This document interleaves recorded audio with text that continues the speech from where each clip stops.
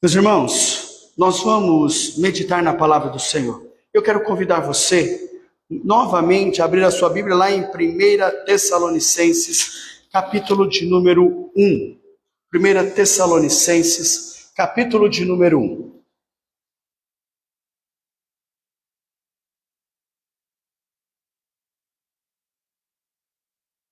Primeira Tessalonicenses, capítulo de número 1. Nós vamos ler, irmãos, do versículo 2 ao 10 da palavra de Deus. 1 Tessalonicenses, capítulo 1, do versículos 2 ao 10. Queridos, a palavra do Senhor vai nos dizer assim: damos sempre graças a Deus por todos vós, mencionando-vos em vossas orações e sem cessar, recordando-nos diante do nosso Deus e Pai, da operosidade da vossa fé, da abnegação do vosso amor e da firmeza da vossa esperança. Em nosso Senhor Jesus Cristo, reconhecendo, irmãos amados de Deus, a vossa eleição. Porque o nosso evangelho não chegou até vós tão somente em palavras, mas sobretudo em poder, no Espírito Santo e em plena convicção, assim como sabeis ter sido o nosso procedimento entre vós e por amor de vós. Com efeito, vos tornastes imitadores nossos e do nosso Senhor, tendo recebido a palavra, posto que em meio a muita tribulação, com alegria do Espírito Santo, de sorte que vos tornastes um modelo para todos os crentes na Macedônia e na Acaia, porque de vós repercutiu a palavra do Senhor, não só na Macedônia e Acaia, mas também por toda a parte se divulgou a vossa fé, para com Deus, a tal ponto de não termos necessidade de acrescentar coisa alguma. Pois eles mesmos, no tocante a nós, proclamam que repercussão teve o nosso ingresso no vosso meio, e como, deixando os ídolos, vos convertestes a Deus, para servirdes o Deus vivo e verdadeiro, e para aguardardes dos céus o seu Filho, a quem ele ressuscitou dentre os mortos, Jesus, que nos livra da ira vindoura. Amém, irmãos? Queridos, hoje nós vamos tratar um pouco sobre isso e, claro, nós vamos falar, expressar todo este compreensão sobre o tema firmeza e testemunho nos tempos de aflição. Firmeza e testemunho nos tempos de aflição. Sabe, queridos, nós estamos, nossa igreja, nesta data, comemorando 88 anos de vida. E é algo que todas as vezes que nós pensamos em 88 anos, nós entendemos o quão grande é este espaço de tempo e também quantas lutas e dificuldades nós enfrentamos e passamos em todo este tempo. É claro que nós temos irmãos que são testemunhas de boa parte deste tempo, ou estiveram boa parte desse tempo partilhando e participando desses 88 anos. Vivenciaram aí, desde muitas vezes de pequenininhos, realmente algumas circunstâncias da nossa igreja. Lembrando que esta igreja inicialmente não era neste local, ele era em outro local, não me lembro certinho a rua ali, né? Que hoje, antes era da Aqualua, e a empresa, né, a Aqualua, e hoje é uma igreja lá perto da casa dos irmãos ali, do Odair e da nossa irmã ali, lá. E ali começou, ali foi o primeiro local da igreja presbiteriana. Depois é que veio para este local aqui, tá certo? Então nós enfrentamos muitas lutas, muitas dores, muitos enfrentamentos, dias bons, dias ruins, dias de grande ânimo, mas também dias de grande choro. Paulo vai trabalhar para nós justamente algumas circunstâncias que a igreja do Senhor enfrenta. Veja, não são simplesmente de um dia para o outro que nós estaremos na eternidade. No sentido de que não é porque eu me converti hoje, é que amanhã eu estou na eternidade. Não é porque eu me converti agora, é que amanhã eu deixo de ter problemas, lutas e adversidades na minha vida. Não é porque eu sou convertido e Deus alcançou a minha vida, me transformou, e que significa ausência de problemas, ausências de lutas, ausência de lágrimas. Então nós estamos justamente enfatizando esta ação deste cuidado gracioso e maravilhoso de Deus. Bom, o que nós vemos? Paulo escrevendo esta carta à igreja de Tessalônica, tá certo?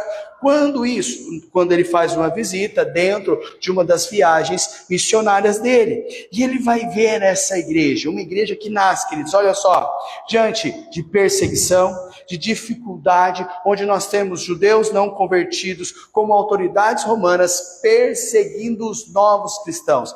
Cristãos esses que podem ser gentios convertidos, quanto também judeus convertidos. Estão enfrentando aí dificuldades e perseguições para que eles pudessem permanecer firmes na fé. Veja, ter uma vida santa. O que é que nós estamos falando? Que aquele momento, aquela cultura de Tessalonicenses, onde estava trazendo pessoas de vários lugares por causa da questão comercial, uma cultura pagã e uma cultura idólatra.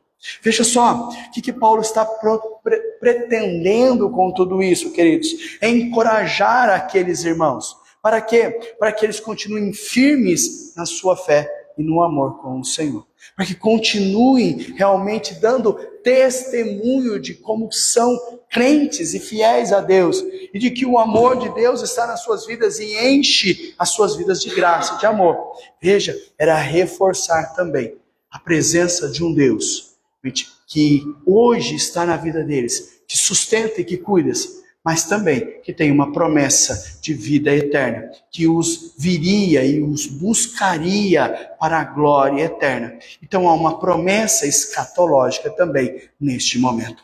Veja, quando nós olhamos para esta igreja, essas pressões, essas perseguições, é para que eles retornassem aí ao paganismo, retornassem a uma vida de idolatria, que não andassem, muito menos testemunhassem realmente do Senhor. Veja, é ter uma vida cheia de aflições, cheia de perseguições, que de alguma forma os levassem a refletir ou a repensar, dizer, olha, é melhor nós não andarmos com Cristo.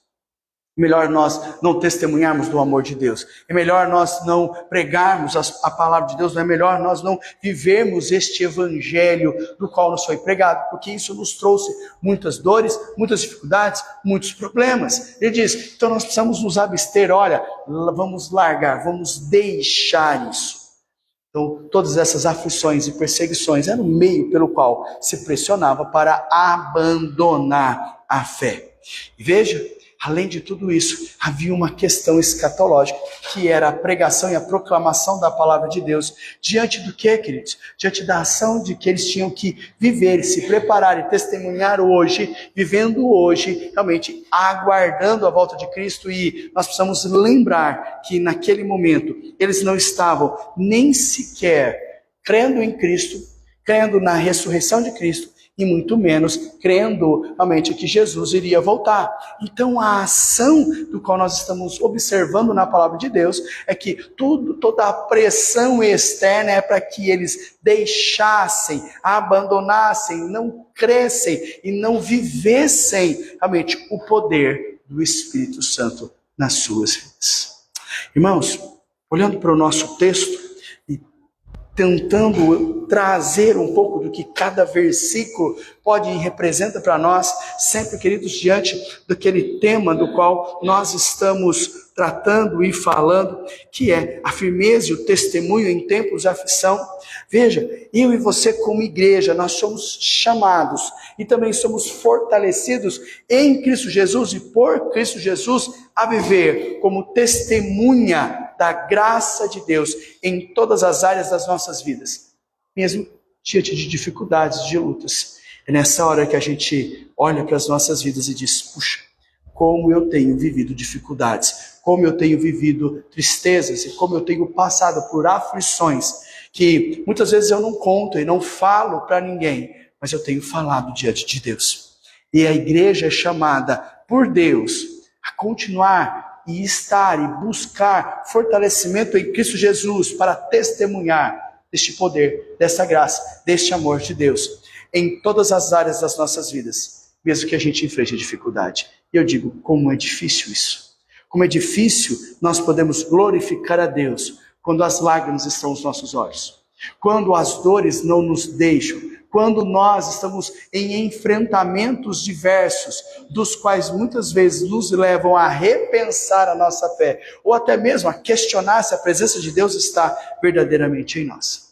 Então, diante disso, queridos, eu quero trazer 4 propósitos para a gente pensar nisso. Primeiro, queridos, dele é olhar para Deus e entender que Deus nos elegeu, nos chamou à salvação.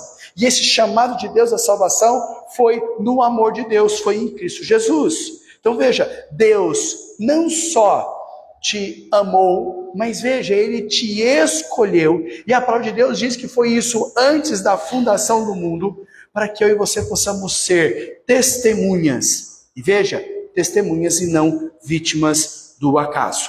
Vamos lá para o nosso texto, para a nossa Bíblia, dos versículos 2 ao versículo 4. A palavra do Senhor olha para nós e vai dizer assim, olha, damos graças a Deus sempre por todos vós, fazendo menção de vós nas nossas orações. E veja, queridos, a expressão que eu quero destacar aqui do nosso texto é a expressão damos graças. Por que isso, queridos? Primeiro, porque ele está de uma forma ativa. E veja, ele está numa forma contínua e também coletiva. Porque é a igreja que precisa dar graças. É o povo de Deus que precisa louvar e exaltar. Veja, uma ação de agradecimento diário. Precisamos dar graças a Deus pelas nossas vidas, pelo cuidado que Ele tem tido por nós, pelo nosso trabalho, pela nossa família, e inclusive mesmo com dificuldades e lutas. Senhor, obrigado pela dor que eu estou passando, pela dificuldade que eu estou passando, porque o Senhor tem algum propósito nisso. E eu sei que isso advém de um tempo, de um mundo que jaz no maligno, que é totalmente imperfeito, e que nós vivenciamos essas, uma dor aqui, uma dor acolá, ou quando não, uma dor constante em nós. Mas ele diz, louvar e ser grato a Deus. Ele está convidando a igreja, eu e você, que compomos a igreja, assim sermos. Olha o versículo, queridos, número 2, ele diz, agradecer. A igreja nunca e em nenhum momento vai existir ou subsistir por mérito humano. Por isso, uma vida de gratidão. Eu não sou o que sou, porque eu sou mais sábio, mais forte ou melhor. Nós, como igreja, somos o que somos, porque a graça de Deus, o poder de Deus, realmente o cuidado divino do Senhor está nas nossas vidas. Guarde isso. Por isso, a igreja é chamada a agradecer, a ter um coração grato diante do Senhor. Versículo de número 3, olha para nós, vai dizer, lembrando-nos do trabalho da vossa fé, do labor do amor e da firmeza da esperança em nosso Senhor Jesus Cristo, diante de nosso Deus e Pai.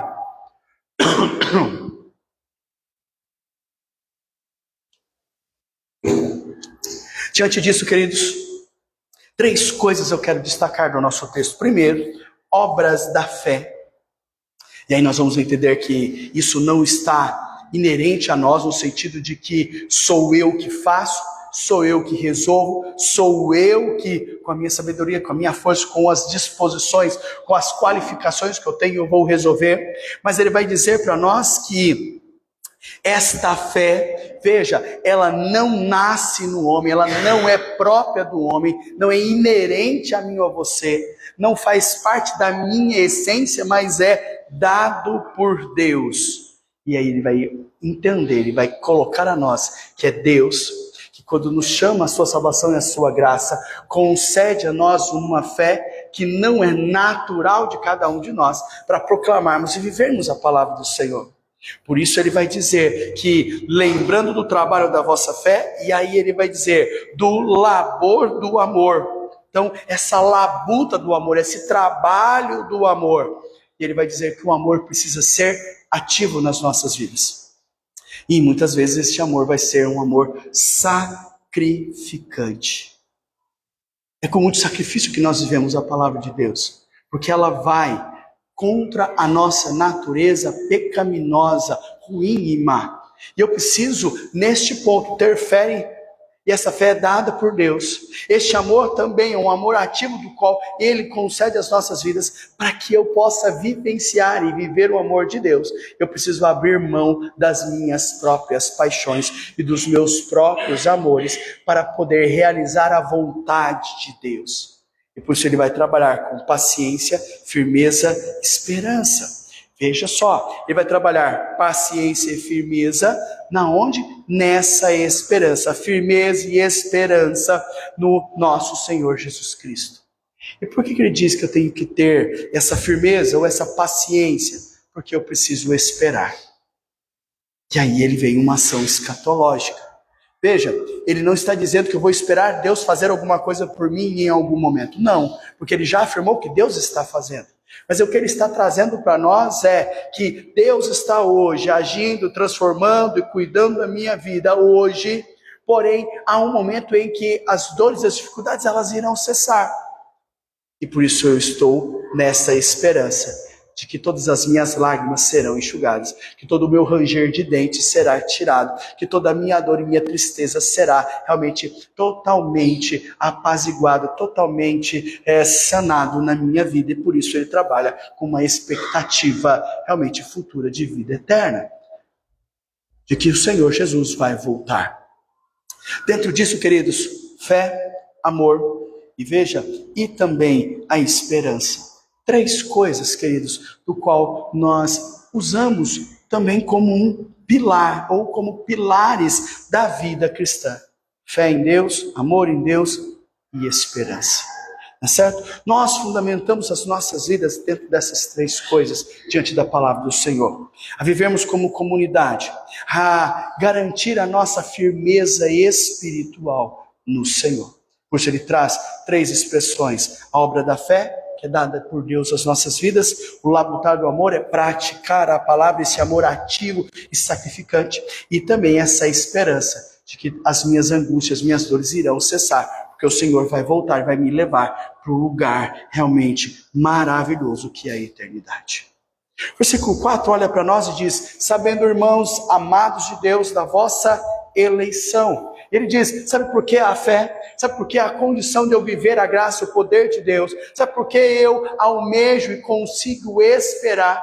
Porque o Senhor me chamou, e aqui Ele está afirmando realmente ao povo, de forma muito clara, primeiro, a soberania de Deus e a graça de Deus. Em quê? Em me amar, em me salvar, em transformar a minha vida, em fazer de mim uma pessoa melhor, em fazer de mim uma pessoa salva, santa, e que tem sabedoria e discernimento nas suas ações. Queridos, a igreja não existe por acaso. A igreja não existe porque alguém resolveu em algum momento fazer uma igreja, criar um Deus para que Ele pregue, proclame sobre algo e arrecada pessoas e tenha pessoas ali e possa, por exemplo, arrecadar fundos. Está dizendo que a palavra de Deus está alicerçada num Deus soberano e gracioso. Então a igreja não existe por acaso, mas ela é um decreto eterno e também cheio do amor, que chama as nossas vidas a andar com Ele. Chama as nossas vidas a proclamar essa palavra maravilhosa. Chama as nossas vidas a viver este amor transformador e regenerador. Amém, irmãos? Quando a gente olha também o versículo de número 5, veja, até o versículo 4, né? Do que nós trabalhamos dentro deste ponto aqui? Falando sobre este chamado ao amor de Deus. Deus te escolheu. Você não é um mero acaso. A igreja não é um mero acaso. Mas você desfruta deste amor. Um amor que quis você antes da fundação do mundo. Segunda coisa que nós vamos falar, que está nos versículos 5 e 6, que é a força do evangelho no Espírito. Força do evangelho no Espírito. Queridos, observe aí, agora sim o versículo 5, ele diz: pois o nosso evangelho não chegou a vós tão somente em palavra, mas também em poder e no Espírito Santo e em muita convicção. Duas coisas que eles não vai chamar a atenção. Primeiro, poder. E segundo, convicção. Ok? Poder e convicção. O texto olha para nós e diz que este evangelho chegou a nós em poder. E é interessante, não só em palavra. Por quê? Porque ele vai dizer que não é só uma carta escrita, não é só um falatório qualquer, mas é o poder de Deus agindo através dessas palavras, transformando, despertando-nos a uma fé verdadeira em Deus, onde o Espírito Santo, agindo e estando em nós, nos dá convicção de que nós somos salvos, que há a presença de Deus em nós, que somos filhos amados do Senhor. Veja, a expressão poder é a manifestação viva do Espírito Santo nas nossas vidas. E a convicção é a certeza interna que esse mesmo Espírito Santo nos dá, de forma clara, dizendo: eu sou do Senhor. De que eu possa entender a palavra de Deus, que eu possa testemunhar e proclamar a palavra de Deus. E por que isso, queridos? Porque, lembre-se, eu estou vivendo diante de perseguições, eu estou vivendo diante de dificuldades, de dores, de angústias.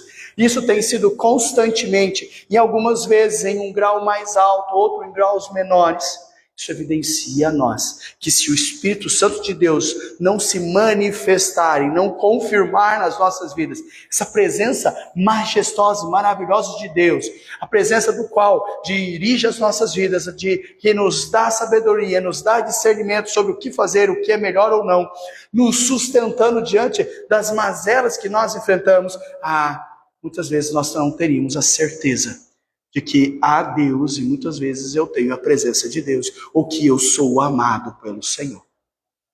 Nós enfrentamos dias tão difíceis que a única coisa que eu penso, ou que eu imagino é: Deus esqueceu-se de mim. O salmista é um momento que traz isso para nós. Ele diz o seguinte: Senhor, até quando o Senhor vai se esquecer de mim? Senhor, parece que o Senhor não está mais olhando para a minha vida. Senhor, por que o Senhor não tem sido generoso e misericordioso? Parece que eu não estou vendo mais a presença do Senhor. Pensar nisso. Quantas vezes eu e você, diante das correrias, das pressões que nós temos, nós chegamos à seguinte conclusão: Senhor, parece que o Senhor se esqueceu de mim. Parece que o Senhor não está comigo. E é nessa hora, quando nós conseguimos fazer essa avaliação, olhando para trás e vendo esses momentos de que nós enfrentamos e passamos, é que nós vemos o quanto a nossa fé, ela estava fragilizada.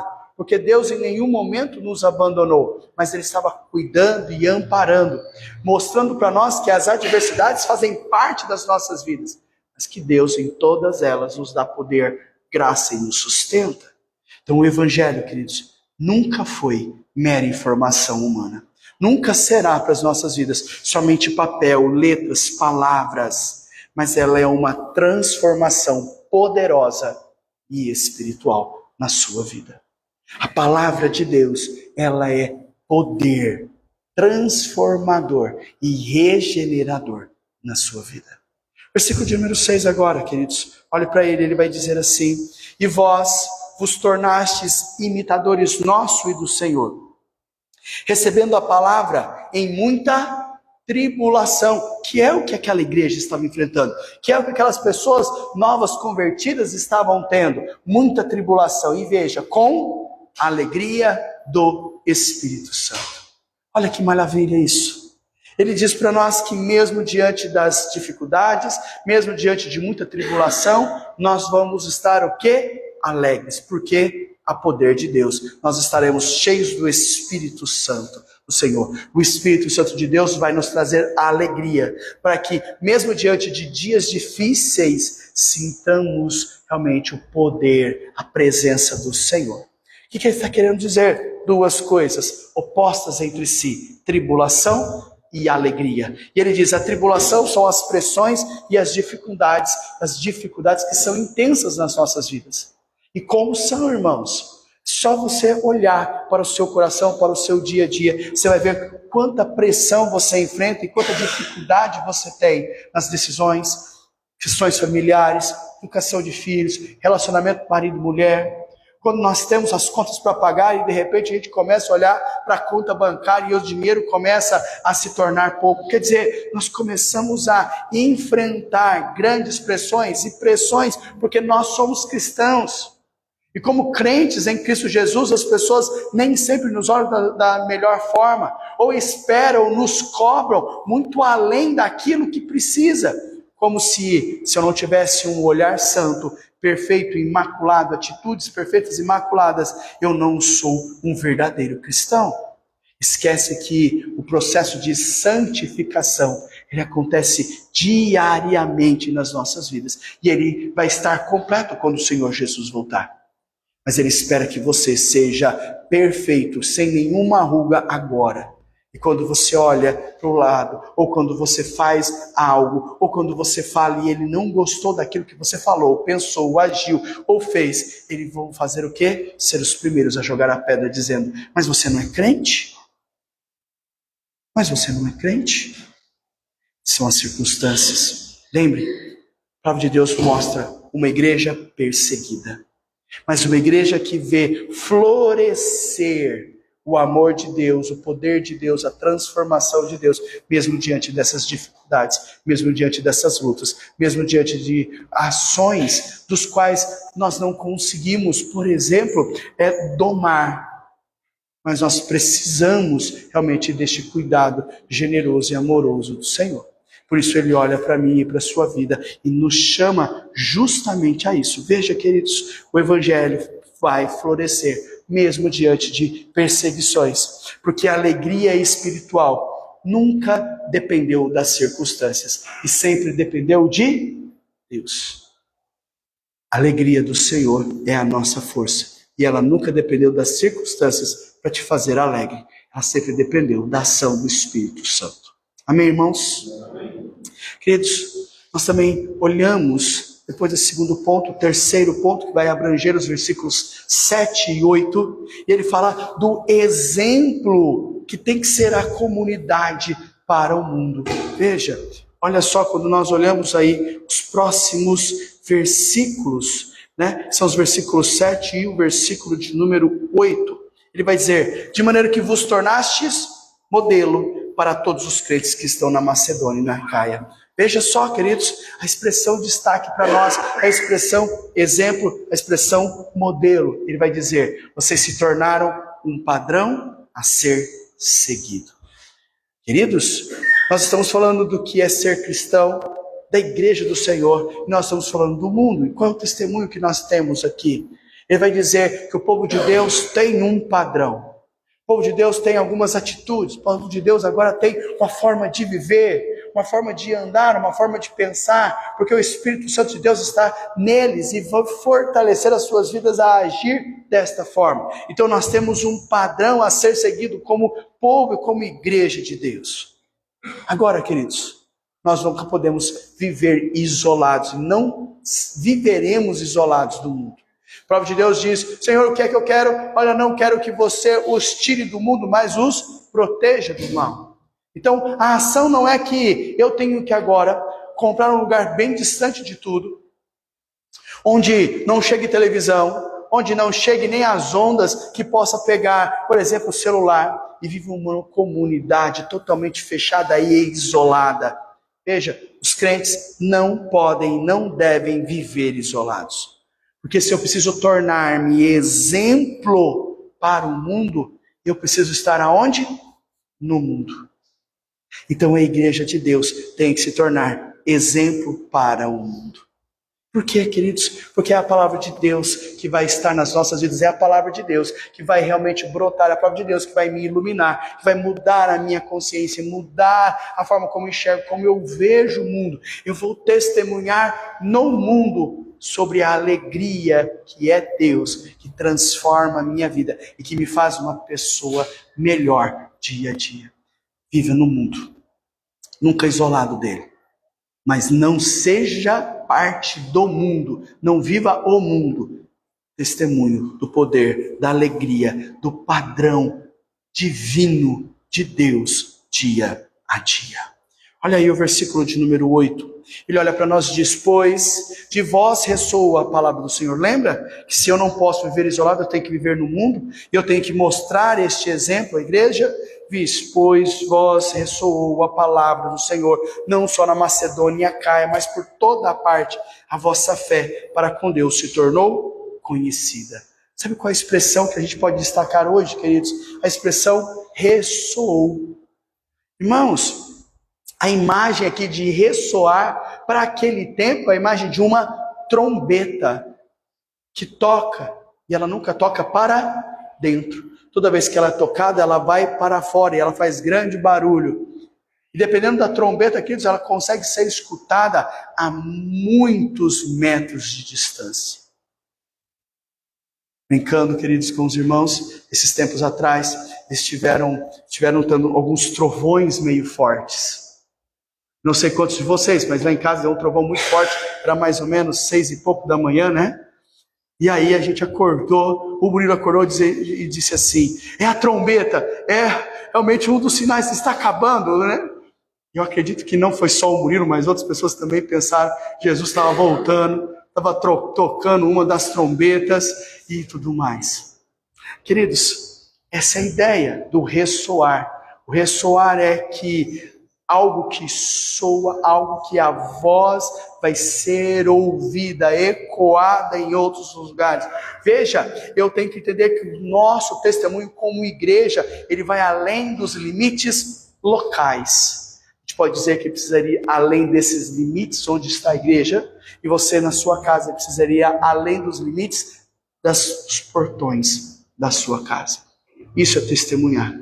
Aonde você estiver, você é testemunha viva deste amor e dessa presença de Deus. Você é um exemplo para a comunidade, para o mundo, né? Por quê? Porque você é testemunha. A igreja de Deus é chamada para ser testemunha na sociedade onde ele está. Por quê? Porque há nele uma fé viva, resiliente, que vai ressoar para todas as direções o poder que age na sua vida, chamado Cristo Jesus.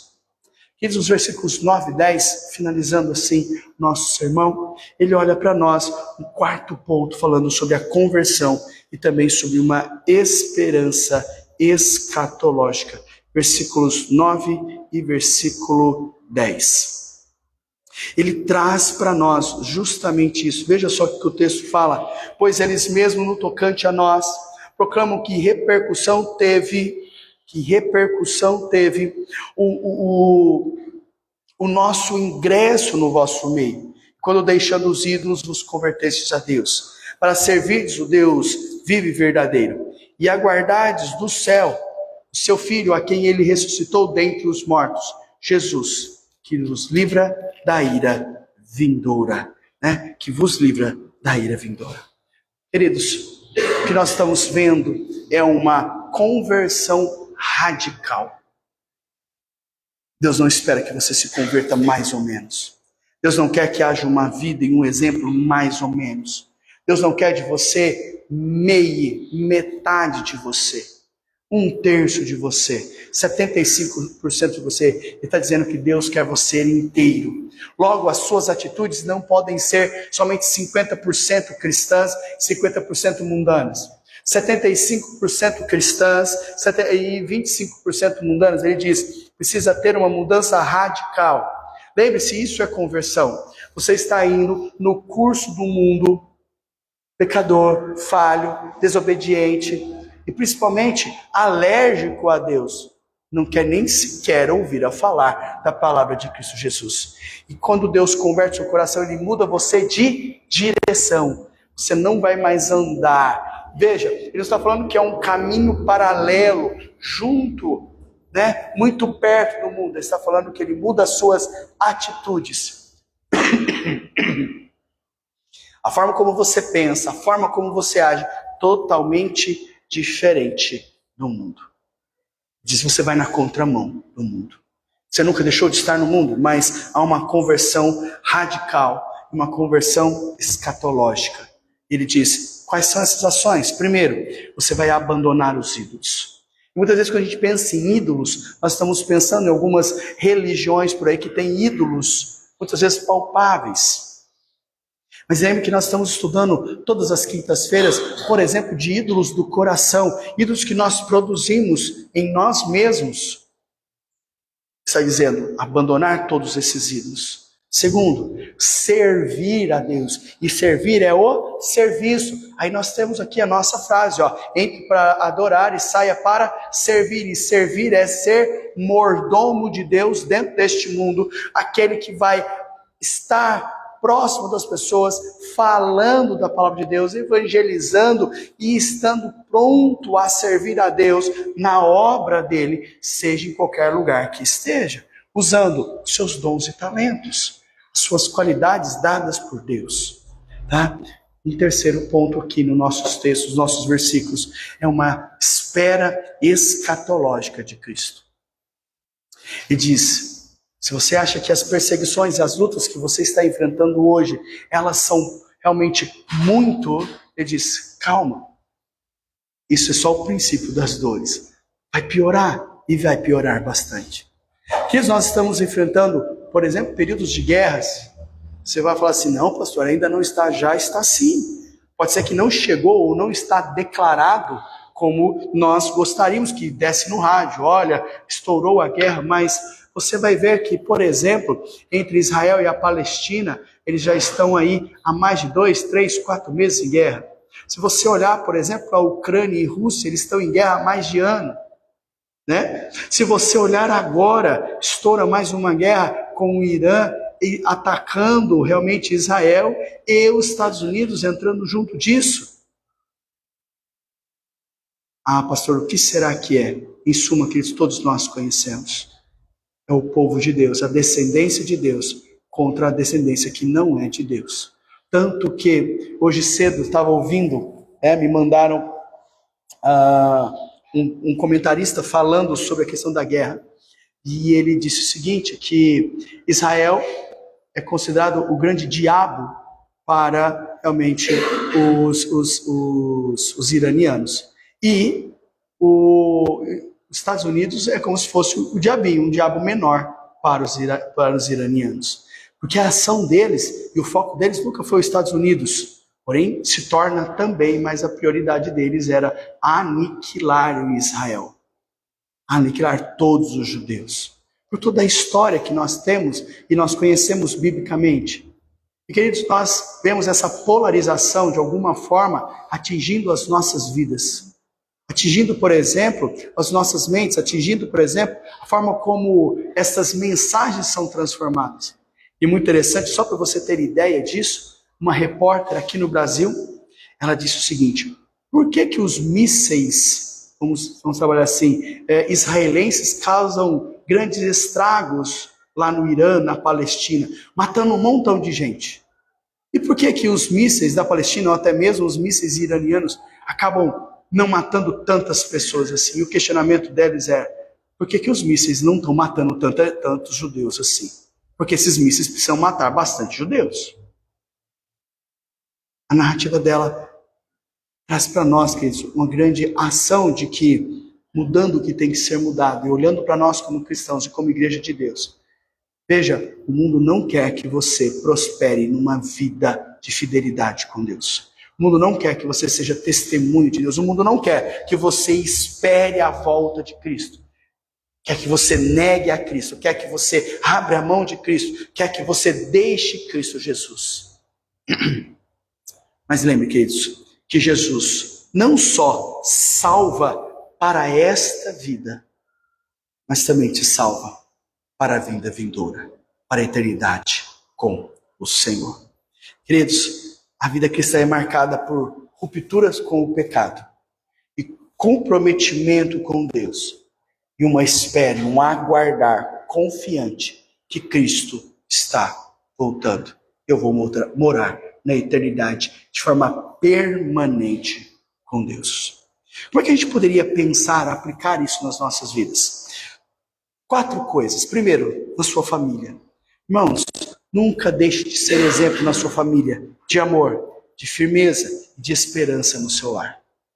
Eles precisam ver e notar isso em você. Na sua vida pessoal, queridos, veja, cultive uma vida de espiritualidade, que ela seja viva, mesmo diante de dificuldades, pautada no Evangelho e fortalecida no Espírito Santo. Vida de oração, meditação, vida realmente de testemunho. Como igreja, queridos, viver e comunicar uma fé prática e visível. Esse é o nosso chamado. A suportar as adversidades, as dificuldades com alegria. Lembre-se, você é modelo para os demais. Lembre do ressoar da trombeta. Eu estou ressoando, eu estou soando, eu estou realmente fazendo com que todos possam ver o padrão cristão, a vida cristã e o modelo cristão. E queridos, não esqueçam, nós temos um convívio social. Eu preciso testemunhar onde eu estiver, desta vida transformada, desta vida livre de todos os ídolos e sempre marcada por uma fidelidade com o Deus vivo e com o Deus verdadeiro. Veja, 1 Tessalonicenses, o que é que ele nos ensinou? Que as dificuldades, elas não são para nos destruir. Guarde isso. As dificuldades não são para nos destruir, mas para revelar, para tornar conhecido o Evangelho e a graça de Deus. Veja, através de Cristo Jesus. É uma sociedade marcada pela tribulação e pela tentação, onde eles foram chamados a viver e a anunciar uma esperança viva, uma esperança prática, e que ela está fundamentada no amor e no poder de Deus, que é Cristo Jesus. Por isso, queridos, seja firme, viva a mudança, testemunhe com amor e espere com alegria, realmente, o retorno de Cristo Jesus. Você não está só em nenhum momento. Você é amado por Deus. Você foi chamado, escolhido por Deus para ser cristão. Você vai ser fortalecido dia a dia para viver para a glória e viver a glória de Deus. Amém, irmãos? Que Deus continue generoso e gracioso a cada um de nós, sustentando-nos para a sua honra e para a sua glória. Queridos, vamos então encerrar nosso culto de louvor e adoração ao Senhor. Quero convidar você a se colocar em pé. Nós vamos orar e receber a bênção de Deus, encerrando assim o nosso culto de louvor e adoração a este gracioso e maravilhoso Deus. Oremos. Santo Deus, amado Pai, obrigado. Obrigado pela Tua palavra, obrigado pela Tua graça, obrigado por ser generoso. Obrigado, Senhor Deus, por cuidar de nós como igreja, Senhor Deus, proclamando a Tua palavra e nos fazendo fortes em todo o tempo. Obrigado, Senhor Deus, porque as dificuldades, elas estão evidenciando o Seu amor, evidenciando que nós somos fortalecidos. E por mais que eles possam, Senhor Deus, aqui ou acolá, nos fazer tremer, gemer, Senhor Deus, de tantas angústias e lutas, Tua palavra diz que a Tua presença em nós, ela é verdadeira. Ela vai nos renovar, vai nos fortalecer para enfrentarmos dias difíceis. O Senhor Deus esteja com cada vida aqui. Seja, Senhor Deus, visitando cada lar, cada coração. Que o Senhor, ó Pai, renove as forças. O Senhor dá paz a esses corações. Que o Senhor os faça fortes, ó Pai, diante das dificuldades e das lutas que eles estão vivendo. Que a Tua paz, o Teu amor inunde cada coração, restaurando e sustentando para a Tua honra e para a Tua glória. Obrigado, Senhor Deus, podemos cultuar ao Senhor como uma igreja verdadeira e que Te adora. E por isso, Senhor Deus, sobre o Teu povo, no nome do Pai, do Filho e do Espírito Santo, derrame a Sua paz, o Seu amor e a Sua graça hoje, fazendo o Senhor Deus viver cada dia mais o Evangelho Salvador e experimentar das bênçãos transformadoras de Deus hoje e para todo o sempre. Amém.